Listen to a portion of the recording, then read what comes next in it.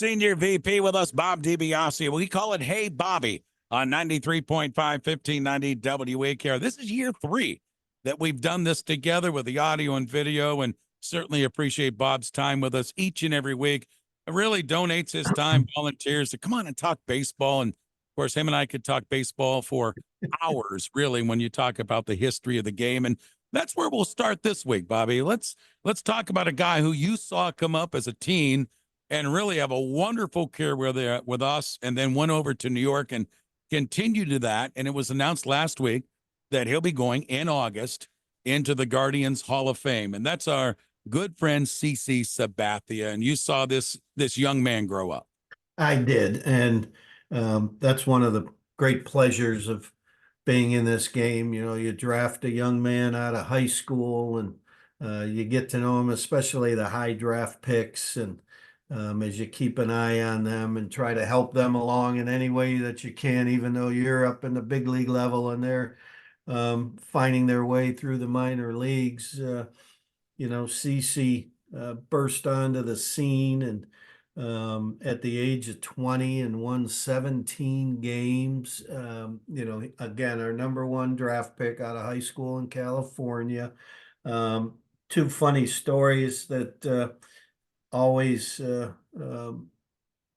remember when CC's name pops up. One is in the year 2001, again, he's 20 years old.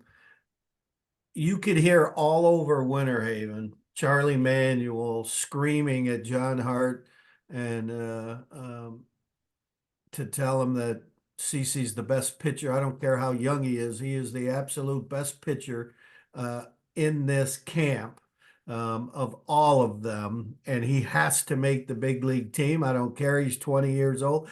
And he would yell at those guys constantly, saying, he's got to make my team. He's got to make my team. And that was one of the running jokes that you could hear Charlie screaming at John throughout the entire city of Winter Haven during that spring training. The second one is after he wins 17 games as a 20-year-old, and I decided to go up into the minor league offices or our player development offices. And back then, all the scouting reports were on paper. And so I go to the file cabinet and look. Filing cabinet. Yeah, go to the filing cabinet and look up CC Sabathia because I was just curious as to what our scout out there had said about him. And at the bottom of the scouting report, there's a little place to add some editorial comment. And his was, CC will be a perennial all-star, top of the rotation pitcher, but will never look good in a uniform.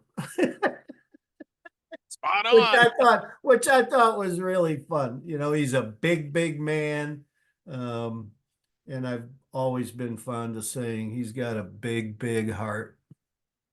I remember when I brought my cousins from Italy up to a game one night, and CC happened to be pitching.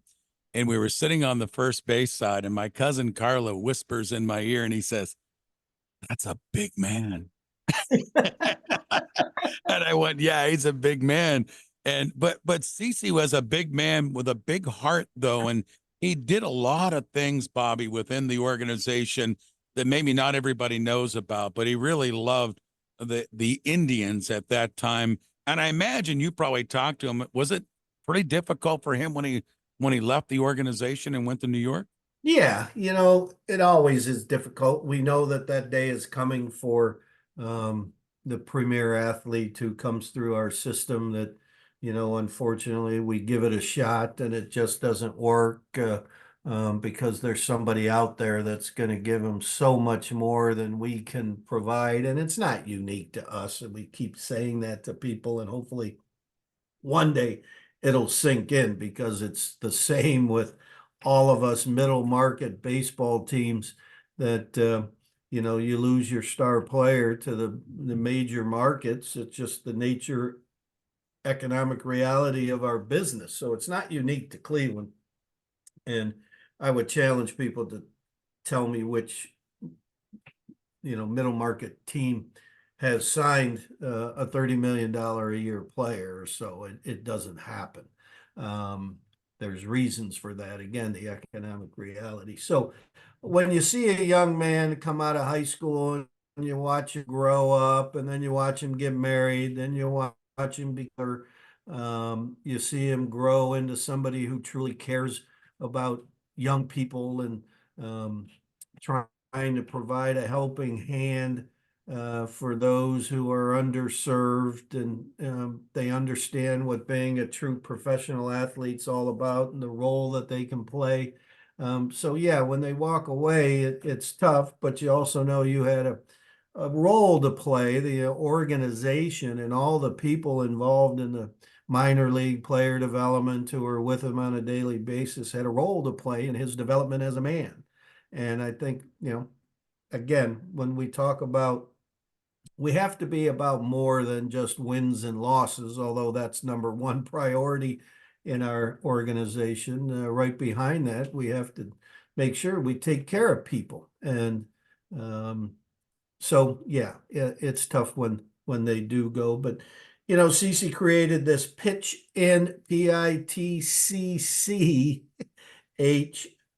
in foundation that helps underserved with educational, recreational programs. He and his wife, Amber, created it. And as we said earlier, yeah, he's got a commanding spirit, and he's got such a big heart.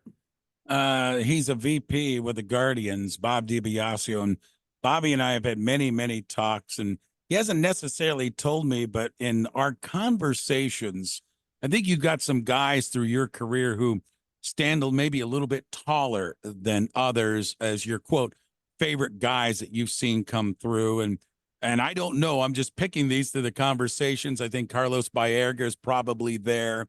I think Sandy Alomar is probably there. And in listening to you talk, I think CC is also there with you as well. Is that correct? Yes, the 90s guys, add Charlie Nagy to that group. First and foremost, Dwayne Kuiper back in 1979 when I started in this business. Captain Kuip put his arm around me when I became the PR director in 1980 in just my second year, and I was 23 maybe. And I'm all of a sudden the PR director of a Major League Baseball team because I was the assistant PR. And back then there were only two of us. It was Harry Jones and myself, and Posey O'Connor was our secretary. And Kite put his arm around me and said, "Hey, I'm going to help you learn how to navigate a major league clubhouse." I don't know if I do this for 46 years if, Mr. Kuiper didn't put his arm around me and say, "Hey, I'm going to help you, kid." I'm forever indebted to him. And then you go into the 90s and we're moving into a brand new ballpark, and Charlie Nagy and Sandy and Carlos never said no to me. Whenever we needed them to help promote the fact that we are going from Cleveland Stadium to a beautiful baseball-only ballpark of our own, they were there at every turn. Then you get into the mid-2000s, and CC's a Cy Young Award winner in 07, but he wanted to do more. He was a guy that stood tall and said, "I understand the role of a professional athlete now. It's not just about me and my numbers, it's I can help." And when a player realizes the opportunity, the unique and special opportunity they have to do good work in the community, that light bulb goes on and they attack it just like they do their performance on the field. And CC's right up there as well, absolutely. I remember the first time I interviewed CC was in Winter Haven, and he's such a big presence. And he came over to the tent where I was broadcasting from. You remember the white tents there in Winter Haven? And he came into the tent, sat down. I'm going, "Uh-oh, CC's here with me." But once we turned on the mic on, he was so kind and pleasant, talked about the team, his teammates, and what he's doing. And I can see the impression that Bob and many other people had, and he'll be going in to the team's Hall of Fame in August. Well, Bobby, I want to transition to another guy that might not look great in a uniform, but he's doing pretty darn well. coming up through the system with the Guardians, and he's garnering a lot of attention for the way he can chuck the baseball. And that's a young man with the nickname of Tugboat. So take it from there, my friend. Another lefty, Matt Tugboat Wilkinson. What a great nickname. I love it. Tugboat because he's 6'1", 270. Our media guide has him at 6'1", 281, but I think he's slimmed down to 270. He's a Canadian kid. We drafted him. He was the 308th kid picked last year, 10th round of the draft out of Central Arizona Junior College. In 2 years there, I got my numbers here. He struck out 221 in 137 innings pitched. He's not a high 90s fastball guy, but he is a 90s, low 90s, mid 90s fastball guy with a changeup that he throws for strikes and a couple other pitches. He's 21. He's gotten off to this ridiculous start. In one game, he struck out 15 in 6 innings of work for our Lynchburg Hill Cats, which is the low A ball club. We have 4. Every team in baseball is only allowed 4 minor league teams, and the Hellcats are the low class A team for us. So yeah, he's burst onto the scene. The Wall Street Journal did a story on him the other day. That Tugboat nickname, one of my favorite nicknames of all time, is Harry Suitcase Simpson, because he played for something like 7 or 8 teams in a 5-year span or something. So the players gave him the name Suitcase. He never unpacked his suitcase. I don't know if you have a favorite. I do. Actually, I was talking about it this weekend, and my twin girls got the biggest chuckle out of it, and they had to look him up. Remember, and he played for us. Walt No Neck Williams. Oh, yeah, No Neck. Absolutely. That's a good one, too. Yeah. Yeah. And then I looked him up for my twin girls, Ava and Gia, and his baseball card picture popped up. My seat said, No Neck.